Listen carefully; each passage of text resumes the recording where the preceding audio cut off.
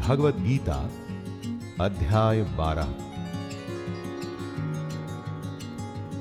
दोस्तों, मंदिर में जाकर के आप ईश्वर की उपासना कर सकते हैं, या चाहें तो अपने काम को करते हुए भी कृष्ण को मन में रख सकते हैं। दोनों तरह की भक्ति में कोई फर्क नहीं है, लेकिन कृष्ण कर्म योग को अधिक महत्व देते हैं।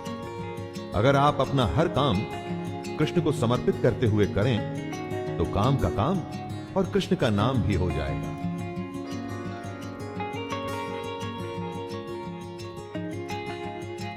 अर्जुन उवाच एवं सततयुक्ता ये भक्तास्त्वां पर्युपासते ये चाप्यक्षरमव्यक्तं तेषां के योगवित्तमः।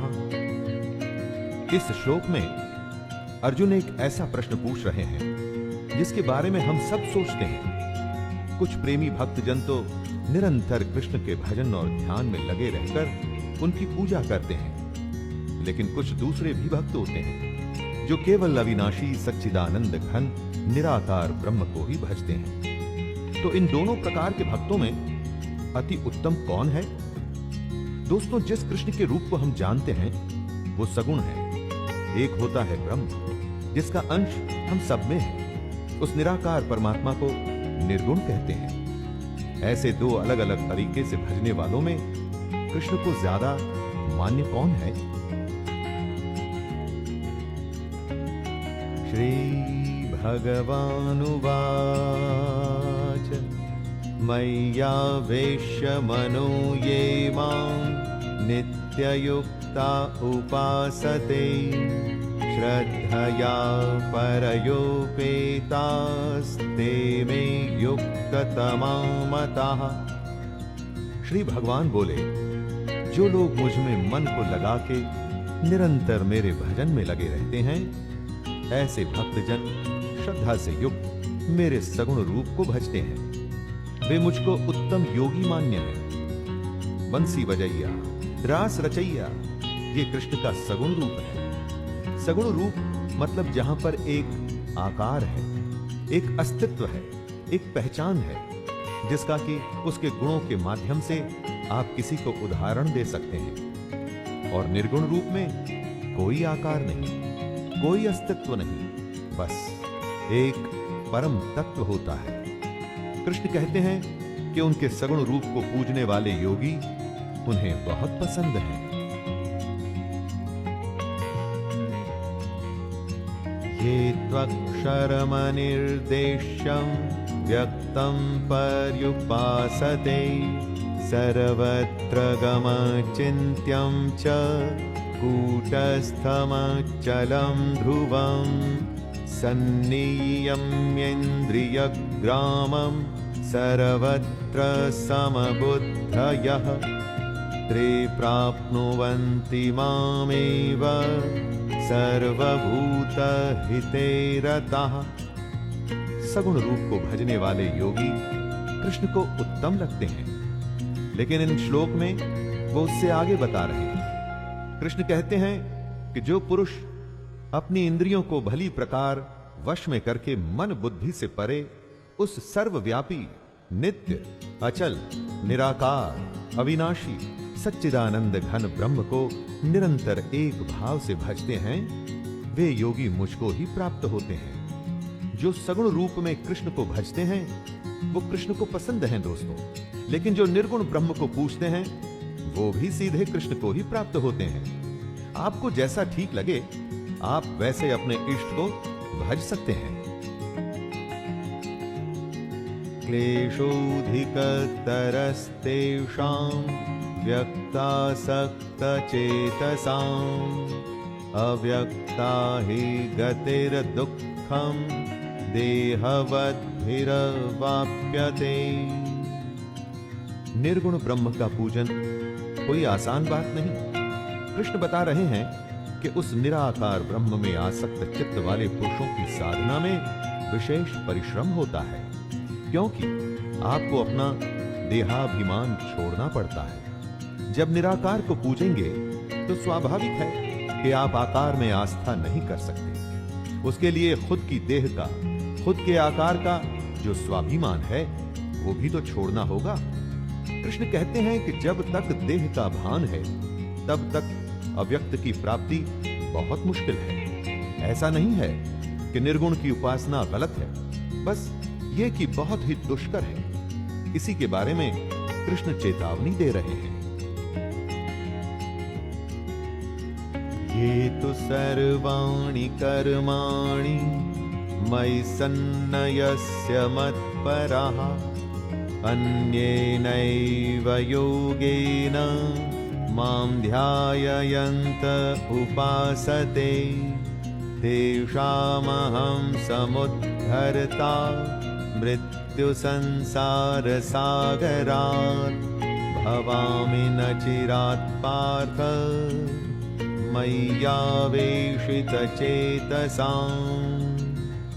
लेकिन जो लोग कृष्ण को ही मानते हैं, अपने सारे कर्मों को कृष्ण में अर्पण कर उसके सगुण रूप की उपासना करते हैं, कृष्ण को ही परमेश्वर मान अनन्य भक्ति योग से लगातार चिंतन करते हुए भजते हैं, उनका उद्धार कृष्ण स्वयं करते हैं। कृष्ण अर्जुन को बताते हैं, हे अर्जुन, मुझ में चित्त लगाने वाले प्रेमी भक्तों का मैं शीघ्र ही मृत्यु रूप संसार समुद्र से उद्धार कर देता हूं।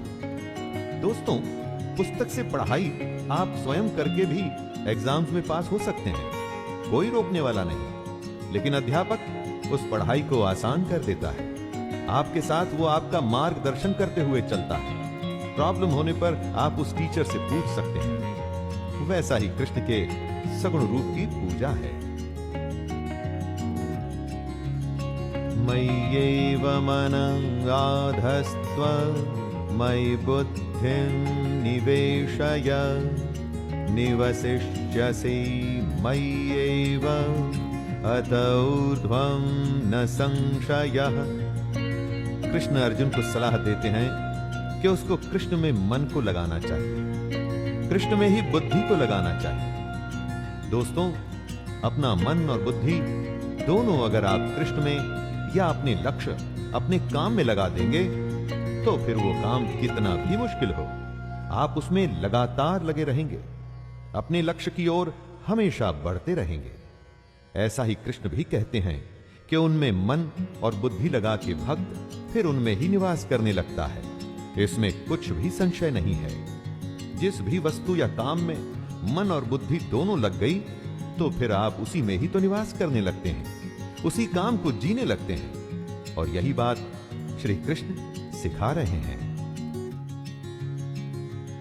अथ चित्तं समाधातुं न शक्नोषि मयि स्थिरम् अभ्यास योगेन ततो मामिच्छाप्तुं धनंजय। ये कह तो दिया कि मन और बुद्धि को कृष्ण में यानी अपने काम में लगाना है, लेकिन क्या यह आसान है? नहीं, बिल्कुल भी नहीं। मन कभी रुकता नहीं दोस्तों। मन का स्वभाव ही ऐसा है कि आप इसे जो करने को कहेंगे ये उसका उल्टा करने की ही कोशिश करेगा। इसको रोकना ही दुनिया का सबसे दुष्कर काम है। दुष्कर तो है, मुश्किल है, परंतु असंभव नहीं। इसी मन को साधने के लिए कृष्ण अर्जुन से कहते हैं, यदि तू मन को मुझ में अचल स्थापन करने के लिए समर्थ नहीं है तो हे अर्जुन, अभ्यास रूप योग द्वारा मुझको प्राप्त होने के लिए इच्छा कर। अभ्यास ही इस मन को नियंत्रण में करने का उपाय है। अभ्यासेप्य समर्थोसि मत्कर्म परमो भव मदर्थमपि कर्माणि कुर्वन् सिद्धिमवाप्स्यसि। मन को संयम में करने का तरीका कृष्ण ने बताया और वो है अभ्यास। और यदि कोई योग का लगातार अभ्यास करने में भी समर्थ नहीं तो भी उसके लिए कृष्ण रास्ता बता रहे हैं, और वो रास्ता है केवल और केवल कृष्ण के लिए कर्म करना। अपना हर कर्म कृष्ण को सौंपकर अगर आप अपने मन, वाणी और शरीर को भी कृष्ण को ही समर्पित कर देंगे तो भी आपको ईश्वर की प्राप्ति हो जाएगी।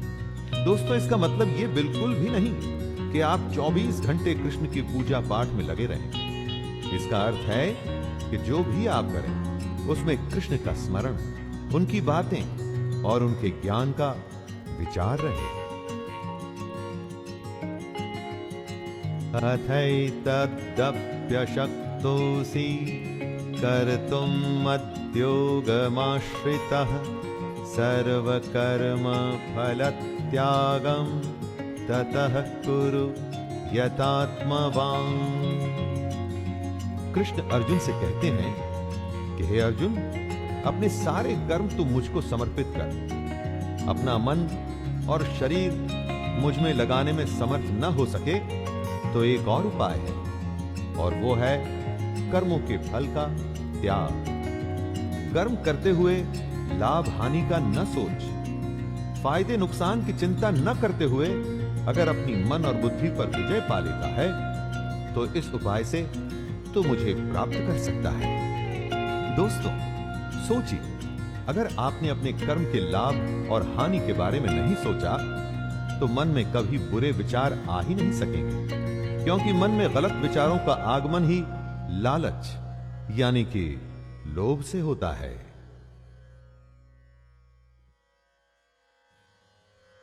श्रेयो हि ज्ञानमभ्यासां ज्ञानात् ध्यानं विशिष्यते ध्यानात् कर्म फलत्यागात् शान्तिरनन्तरम्। कृष्ण कहते हैं कि मर्म को न जानकर किए हुए अभ्यास से ज्ञान श्रेष्ठ है। यानी कि अगर आप जानते ही नहीं कि आप अभ्यास क्यों कर रहे हैं तो उस अभ्यास का क्या फायदा, उस अभ्यास से आप क्या पाएंगे? इससे कहीं अच्छा है ज्ञान। कृष्ण कहते हैं, ज्ञान से मुझ परमेश्वर के स्वरूप का ध्यान श्रेष्ठ है। अभ्यास से श्रेष्ठ है ज्ञान, और ज्ञान से भी बड़ा है ध्यान यानी कि मेडिटेशन। दोस्तों, और एक चीज ऐसी भी है जो ध्यान से इन सबसे बड़ी है, और वो है कर्मों के फल का त्याग। अगर आप अपने कर्मों के फल को त्याग सकते हैं तो उससे बड़ी पूजा कोई नहीं। अर्जुन उवाच अद्वेष्टा सर्वभूतानां मैत्रः करुणः एव च निर्ममो निरहंकारः समदुःखसुखः क्षमी सन्तुष्टः सततं योगी यतात्मा दृढनिश्चयः मय्यर्पितमनो बुद्धिर्यो मद्भक्तः स मे प्रियः। जो पुरुष हर तरह के द्वेष भाव से रहित है, जो किसी से जलन नहीं रखता, जिसमें स्वार्थ नहीं, जो सबसे प्रेम करता है, जो दयालु तो है लेकिन जिसमें ममता नहीं, वो पुरुष जो अहंकार से रहित है, सुख और दुख को एक जैसा देखता है, क्षमावान है अर्थात अपराध करने वालों को भी अभय देता है, और जो योगी निरंतर संतुष्ट है, मन इंद्रियों सहित शरीर को वश में किए हुए है और मुझ में दृढ़ निश्चय वाला है, वह मुझ में अर्पण किए हुए मन बुद्धि वाला मेरा भक्त मुझको अति प्रिय है। कृष्ण ने उन सारे गुणों की व्याख्या कर दी है दोस्तों जो उन्हें प्रिय है, और स्वाभाविक है कि जो पुरुष इन गुणों को प्राप्त करने की कोशिश भी करेगा ना, तो वो भी कृष्ण को प्रिय ही होगा। श्री भगवानुवाच यस्मान्नो द्विजते लोको लोकान्नो द्विजते च यः हर्षामर्षभयोद्वेगैर्मुक्तो यः स च मे प्रियः। कृष्ण बता रहे हैं कि जो जीव कभी उत्तेजना में नहीं आता और जो किसी और को भी उत्तेजित नहीं करता, वो योगी कृष्ण को प्रिय है। वो योगी जिसको दूसरे की उन्नति देख के जलन नहीं होती, जो सुख और दुख को एक जैसा देखता है, जो भय और उद्वेग यानी फियर एंड एक्साइटमेंट से रहित है दोस्तों, वो भक्त कृष्ण को अति प्रिय है। अगर आप देखें, ये सारी अवस्थाएं एक उत्तम योगी की हैं। वो योगी जो बस अपने काम में लगा रहता है, किसी भी तरह का भाव उसे विचलित नहीं करता, कुछ भी उसे डराता नहीं। उसका ध्यान बस अपने लक्ष्य पर, अपने काम पर रहता है।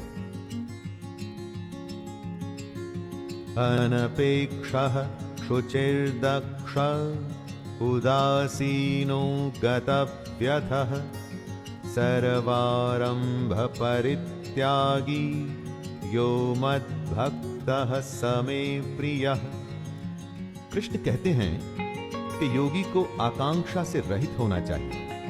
दोस्तों, आकांक्षा यानी कि एम्बिशन। एम्बिशन से ही सारे बुरे भाव पैदा होते हैं। एक तरह से ये ही सारी बुराइयों की जड़ है। लेकिन आपका सवाल हो सकता है कि बिना एम्बिशन के तो आप जीवन में कहीं पहुंच ही नहीं पाएंगे। वो निर्भर करता है कि आपकी आकांक्षा आखिर है क्या। अगर आप अपने कर्म और कर्तव्य को सबसे अच्छा करना चाहते हैं और वो ही आपकी आकांक्षा है, तो उसमें कुछ गलत नहीं। लेकिन अगर आपकी आकांक्षा है धन, दौलत या सांसारिक भोग, तो वो ठीक नहीं, और ये बात कृष्ण को प्रिय भी नहीं। यो न ह्यष्यति न द्वेष्टि न शोचति न कांक्षति शुभाशुभ परित्यागी भक्तिमान्यः स मे प्रियः समः शत्रौ च मित्रे च तथा मानापमानयोः शीतोष्ण सुख दुःखेषु समः संग विवर्जितः। जो जरूरत से ज्यादा हर्षित नहीं होता, वो कृष्ण को प्रिय है। जरूरत से ज्यादा खुशी आने वाले जरूरत से ज्यादा दुख की निशानी होती है दोस्तों। सुख दुख भी दिन रात की तरह है, एक के बिना दूसरे का होना संभव ही नहीं। इसीलिए योगी सुख और दुख दोनों को एक सा समझता है। वो योगी जो न द्वेष करता है, न शोक करता है, न कामना करता है, तथा जो शुभ और अशुभ संपूर्ण कर्मों का त्यागी है, वह भक्ति युक्त पुरुष कृष्ण को प्रिय है। जो शत्रु और मित्र में और मान और अपमान में एक जैसा है, तथा सर्दी, गर्मी और सुख दुखादि द्वंद्वों में सम है और आसक्ति से रहित है, वही कृष्ण को प्रिय है। योगी तटस्थ होता है दोस्तों। बाकी लोगों की तरह शोक कामना उसे परेशान नहीं करती। वो बस अपने कर्म में नियत रहता है। तुल्य निंदास्तुतिर्मौनी संतुष्टो येन केनचित् अनिकेतः स्थिरमतिर्भक्तिमान मे प्रियो नरः। जब आपकी तारीफ होती है तो मन कैसे खुशी से भर जाता है, पांव जमीन पर नहीं पड़ते। और वहीं अगर हमारी निंदा हो तो कितना बुरा लगता है। पहले शर्म आती है, फिर क्रोध होता है। लेकिन जो योगी होता है वो निंदा और स्तुति को एक समान समझने वाला होता है। वो मननशील होता है, यानी कि मनन करता है, सोचता है। शरीर का निर्वाह कैसे भी हो, 56 भोग यानी कि फाइन डाइनिंग हो या सादा दाल भात हो, वो दोनों में संतुष्ट रहता है दोस्तों। योगी में न ममता होती है और ना ही आसक्ति, इसीलिए वो स्थिर बुद्धि होता है और कृष्ण को प्रिय भी। ये तु धर्म्यामृतमिदं यथोक्तं पर्युपासते श्रद्धानां मत्परमां भक्तास्तेतीव मे प्रियः। जो पुरुष, जो योगी श्रद्धा युक्त है, वो कृष्ण को प्रिय है। लेकिन श्रद्धा किसमें? श्रद्धा अपने कर्तव्य में, श्रद्धा अपने कर्म में, श्रद्धा कृष्ण के ज्ञान में, उसके स्वरूप में। जहां श्रद्धा होती है वहां शंका नहीं होती, क्योंकि जिस पर आप शक करते हैं उसे सम्मान के साथ स्वीकार कैसे करेंगे? जो नौकरी आपको पसंद नहीं ना दोस्तों, उसमें पूरे मन से आप कैसे काम करेंगे? जो रिश्ता आपको पसंद नहीं, उसको कैसे निभाएंगे? जीवन के हर अंग में अगर श्रद्धा हो तो सारे काम अच्छे से होते हैं। जैसे कृष्ण ने बताए वैसे ही होते हैं। जो है उसको सच्चे मन से श्रद्धा के साथ स्वीकार कर उसे और अच्छा करने की कोशिश करिए। जीवन अच्छा हो जाएगा और कृष्ण को भी आप पसंद आएंगे। दोस्तों, ये था 12वां अध्याय। इसमें कृष्ण ने योगी के गुण, उसके लक्षण और भक्ति करने के अलग अलग तरीकों के बारे में बताया।